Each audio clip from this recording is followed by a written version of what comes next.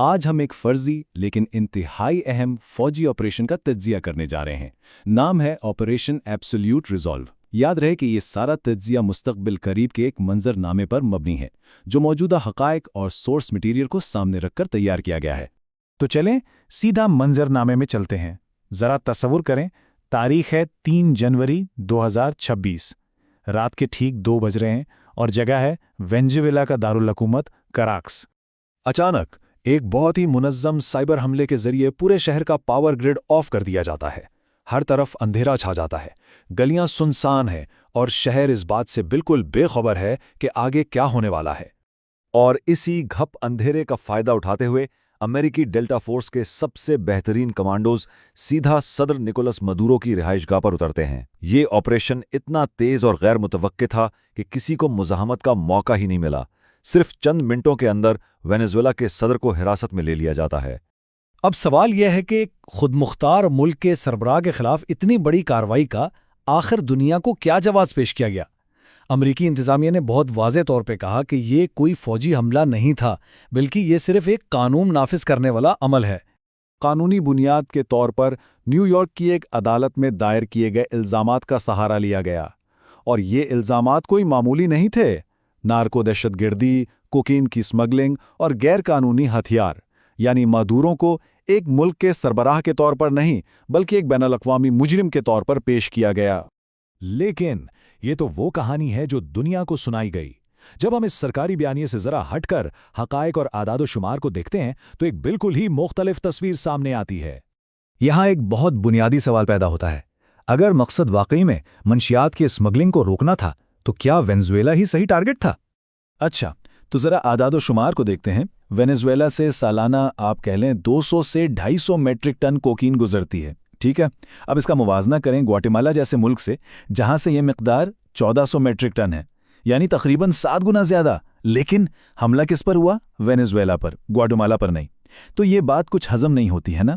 اور بات یہیں ختم نہیں ہوتی۔ امریکہ میں منشیات سے جو سب سے زیادہ اموات ہو رہی ہیں ان کی وجہ کوکین ہے ہی نہیں، بلکہ ایک انتہائی خطرناک ڈرگ فینٹنل ہے۔ اور فینٹنل کہاں سے آ رہی ہے؟ میکسیکو اور چائنا سے۔ اس سپلائی چین میں وینزویلا کا کوئی کردار ہی نہیں ہے۔ تو پھر اصل کہانی کیا ہے؟ جب سارے ثبوتوں کو جوڑا جائے تو اشارہ صرف ایک ہی سمت میں جاتا ہے۔ اصل مقصد منشیات نہیں بلکہ وہ چیز تھی جو عالمی طاقت کے کھیل کو ہمیشہ سے کنٹرول کرتی آئی ہے: تیل۔ جی ہاں، وینزویلا کے بے تحاشا قدرتی وسائل پر قبضہ، یہی اصل کھیل تھا۔ یہ ایک چارٹ ہی پوری کہانی سمجھانے کے لیے کافی ہے۔ وینزویلا کے پاس دنیا کے سب سے بڑے تصدیق شدہ تیل کے ذخائر ہیں، 303 ارب بیرل سے بھی زیادہ۔ یہ سعودی عرب، ایران، حتیٰ کہ کینیڈا سے بھی زیادہ ہے۔ یہ وہ خزانہ ہے جس کے لیے بڑی بڑی جنگیں لڑی جاتی ہیں۔ اس ہندسے کو ذرا ذہن میں رکھیں، 303 ارب بیرل، یہ دنیا کے کل تیل کے ذخائر کا تقریباً 5واں حصہ ہے۔ مطلب جس کا اس دولت پر کنٹرول ہے اس کا عالمی توانائی کی مارکیٹ پر کنٹرول ہے۔ اور یہ تنازع کوئی آج کا نہیں ہے، اس کی جڑیں بہت گہری ہیں، 2001 تک جاتی ہیں، جب اس وقت کے صدر ہیوگو شاویز نے تیل کی پوری صنعت کو قومی ملکیت میں لے لیا تھا، جس سے امریکی تیل کمپنیوں کو زبردست نقصان ہوا۔ پھر کیا ہوا؟ فوراً بعد 2002 میں ایک ناکام فوجی بغاوت ہوئی جس کے پیچھے امریکی حمایت کے الزامات لگے، اور پھر پابندیوں کا ایک ایسا سلسلہ شروع ہوا جو کبھی ختم ہی نہیں ہوا، اور آخرکار 2019 میں تیل کی برآمدات پر مکمل پابندی لگا دی گئی۔ یہ کلاسک مثال ہے کہ کیسے بڑی بڑی کمپنیوں کے مفادات خارجہ پالیسی پر اثر انداز ہوتے ہیں۔ اور اگر اس سب کے بعد بھی کوئی شک باقی تھا تو وہ سابق امریکی صدر ٹرمپ کے اپنے الفاظ نے دور کر دیا۔ آپریشن کے بعد انہوں نے کیا کہا؟ یہ امریکہ کی تاریخ کی سب سے بڑی چوری تھی، انہوں نے ہم سے تیل چھین لیا۔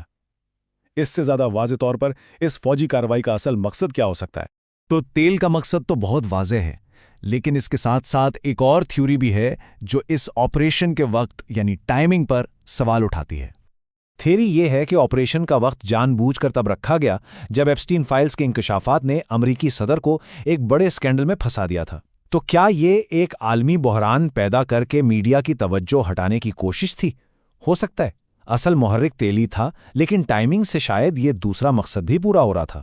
اس ایک آپریشن کے جو اثرات ہوئے وہ صرف وینزویلا تک محدود نہیں رہے، اس نے بین الاقوامی قانون اور پورے عالمی نظام کی بنیادوں کو ہی ہلا کر رکھ دیا ہے۔ ذرا سرکاری جواز اور زمینی حقیقت کا موازنہ تو کریں۔ ایک طرف دعویٰ ہے قانون نافذ کرنے کا، یعنی ایک شخص کو گرفتار کرنے کا، اور دوسری طرف حقیقت کیا ہے؟ 150 سے زیادہ جنگی طیاریں، سائبر حملے، فضائی بمباری اور 40 سے زیادہ ہلاکتیں۔ یہ کوئی گرفتاری نہیں، یہ ایک مکمل فوجی حملہ تھا۔ یہ تضاد خود ہی سب کچھ بتا رہا ہے۔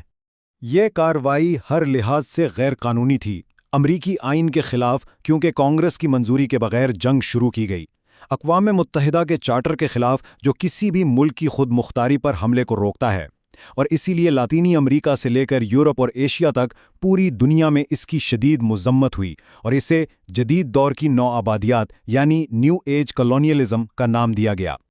یہ حملہ دراصل بین الاقوامی تعلقات کے سب سے بنیادی اصول پر تھا، خود مختاری یعنی سوورینٹی۔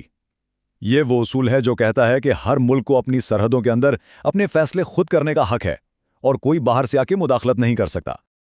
اور یہ ساری صورتحال ہمیں ایک بہت ہی بنیادی اور پریشان کن سوال پر لا کر کھڑا کر دیتی ہے کہ جب دنیا کی سب سے طاقتور قوتیں اپنے مفادات کے لیے عالمی قوانین کو اس طرح توڑ مروڑ دیں تو پھر ان کا احتساب کون کرے گا؟